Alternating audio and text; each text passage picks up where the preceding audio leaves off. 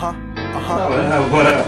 Yeah, I don't know what I missed. Stuck in your way down. There's some hand sanitizer out there in the lobby. Right, it was camel toes and hard nipples.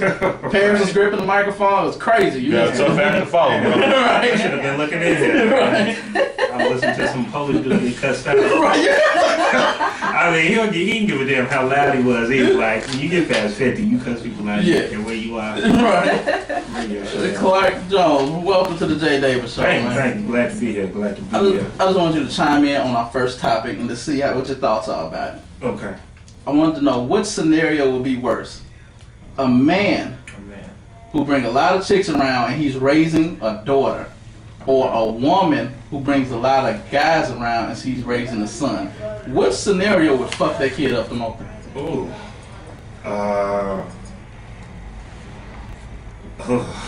He's so funny, man. That's why I don't have any. But I think that's gonna mess up the dude worse.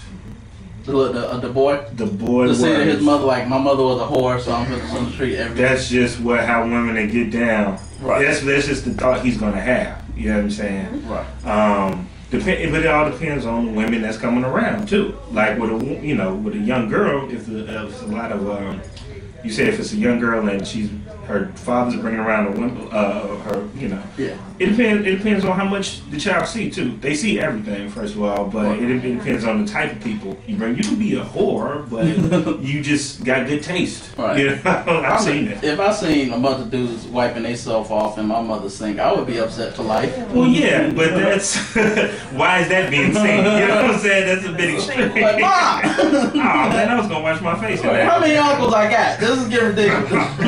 Like the guy, how many grandfathers do I have? Man? This is getting ridiculous. Old nigga cum is nasty. Don't want that in I think too many niggas come is nasty. Yeah, you start breaking. What they say? You start breaking the tails in half because it get too hard. That towel feel like an SOS pad. Yeah, man, put this Brillo pad. Man, this is horrible. All right. But Clark, how long you been doing comedy, man?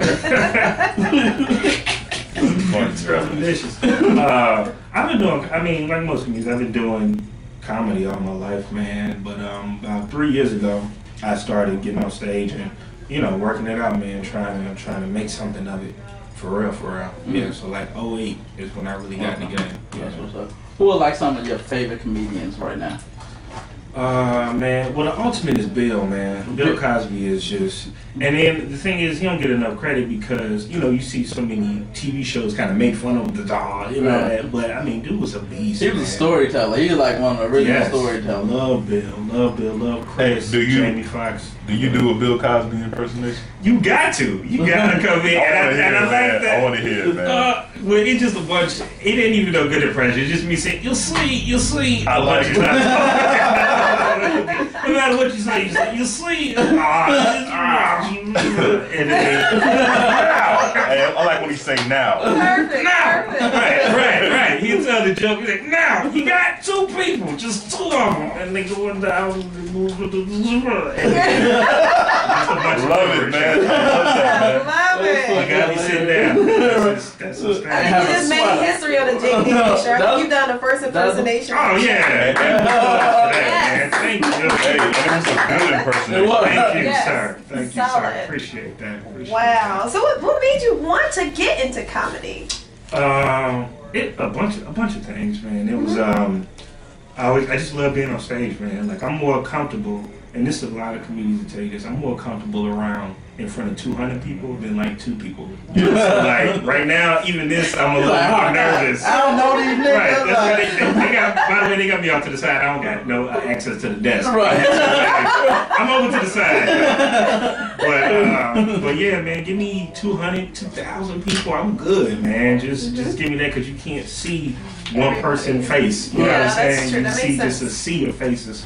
But and the food court. And my homeboy told me like big dude, like they not like all like a couple big no ones. ass. If you don't like, how women get it rough. If you try to say no, I got a man, so you try to tell dude you straight. They're like, nigga, you ain't straight. They'll flex up on you. You know what I'm saying? You gotta be real creative, and you're like, man, I'm just not into that. But I kind of heard Morehouse is having the same kind of problems that, well, not really the same kind of problems, but on another level, it's like Penn State.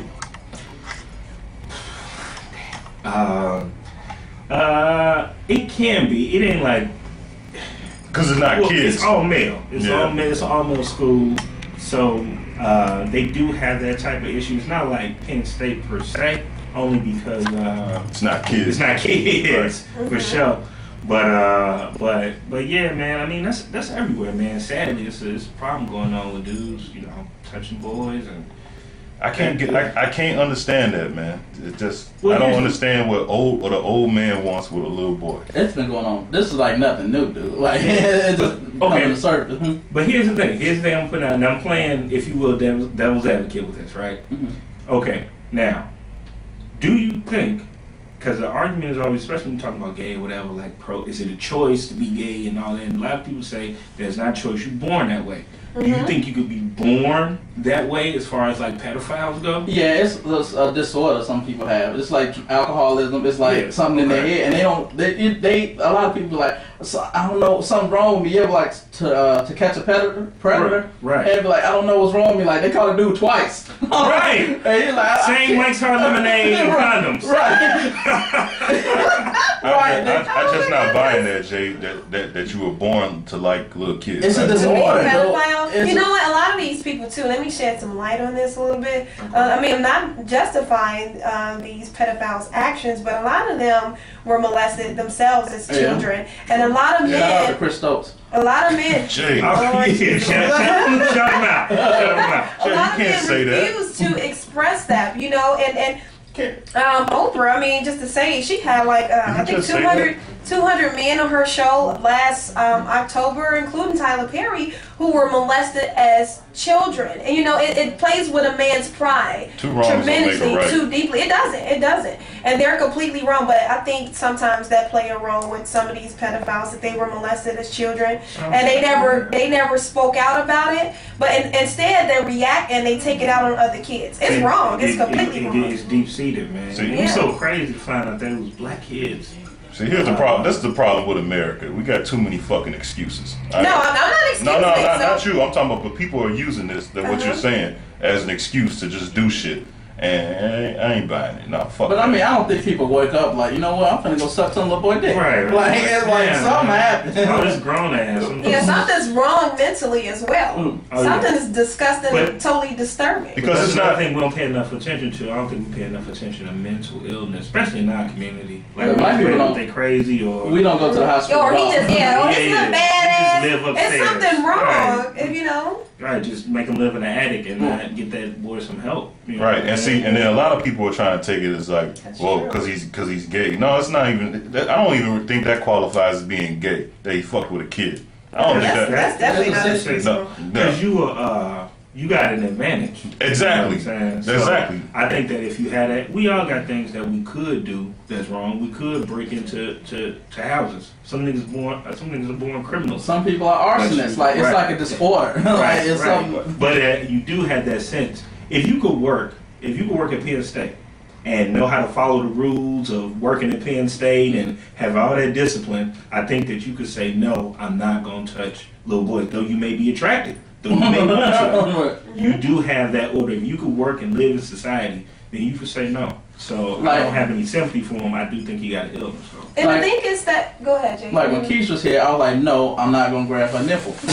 Right, you wanted to. I wanted to. You was born that way, but that don't mean that you do it. Exactly. Good point. Wrong woman and. That's a great point. That's a great point. The parents said that I want to put my hand on the seat under her, but I'm not gonna do that. That don't mean it's to be done. I've been there. I'm like when she got up, I'm like, should I smell a seat? People look at me funny. Right. We all do it. We got our little tricks in the club when the girl walking past and you act like you can't get out the way. Right, the ladies slap past you a little bit. Oh, okay, that's what I came for. Get 6 brinds on. Hey, $10 to get in here. This tight pack club. That's an old school move right there. Old school. But if you put the hand down, you real old school. That is hilarious. All right, that's right there. But I'm telling you. But Clark, you got any shows coming up, man? I do. I got some shows coming up this month. I'll be at the Improv in Schaumburg over Thanksgiving weekend. Okay. With Alonzo Bowden from Last That Time dude is hilarious, dude. He is funny. Yeah. That'll be with him. And then this next month, December 9th and 10th, I'll be back at Jokes and Notes during the weekend featuring. I'm not sure who it is yet, but y'all come on out, man. That's no excuse. You got Schaumburg and you got the Chicago. I'm by both. So, right. Come out. We Support definitely that, gonna man. come out, Support man. comedy. We need it. Let me ask you a question as a comedian. Like, you know, I know a lot of comedians take what happens in the news and crack jokes on it. Today when we were talking about it, I mean, I'm not nowhere near funny or nothing, but I don't even feel comfortable even trying to put a punchline on that subject. Is that a subject that you think you or other comedians might touch on? Definitely. We was just laughing about the shit. Somehow, because you got to. That's our job. We gotta find that. If we don't find that, then because people will get carried away. You know, especially like on Twitter where you see like something happening all of a sudden. Oh my God, Heavy D died? He was my favorite. That nigga ain't listened to Heavy D in like 10 years. Like, if you was born in '92, right? It's really hard for me to believe you Heavy D. Joe Frazier died. Oh my God! I'm like, come on, man. You know what I'm saying? So it's our job to do that. And I mean, it's not funny what happened to the boys, and everybody know that. But if we don't make jokes about it, then you know, we're not doing what we're supposed to do. So it'll fall in there. It won't be about the kids. Right. But I think somebody said something. I was tripping over the Heavy D thing. And sometimes you'll laugh at things that it's like, man, I'm definitely not going to laugh at this tragedy. But somebody will say something and you can't help yourself. Right. Dude was like, oh man, Heavy D died. I like Big Bus and I Came Out Loud was classic. It's like, that's like, hey, black man. And I was just like, hey, that's like on Martin when Tommy couldn't figure out who Notorious Big was. On Martin, he said, "No, man, that's the Fat Boy." right. So it's our job to come up with something and make people laugh, man. This was a disease. We're not supposed to laugh, but hey, that's what we wanted to do. Well, Clark, thanks again. What's your Twitter? Get your Twitter out. Twitter is Clark Nyss, ClarkNyss, and I got my website, jonestheclark.com. Check me out. I got all my shows, all of that. Hey, can I have one request before you leave, man? Yeah. Do the Bill Cosby thing one more time. You see, now, it was original. You want me to do the Bill Cosby? I really wanted it before I left. All right. Well, here, I'm going to Josh, you loving it, ain't you? I'm give you a copy of my movie, The Hostile Takeover. Love it, man. Sean Watson, he loved it. So, you know, check it out and post it on Twitter if you like it. Okay. And we're going to take another Do one more bill. All right,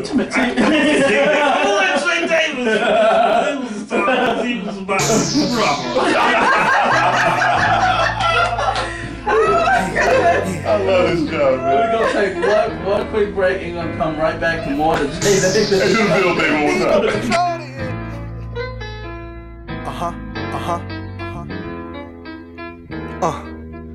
time. Listen.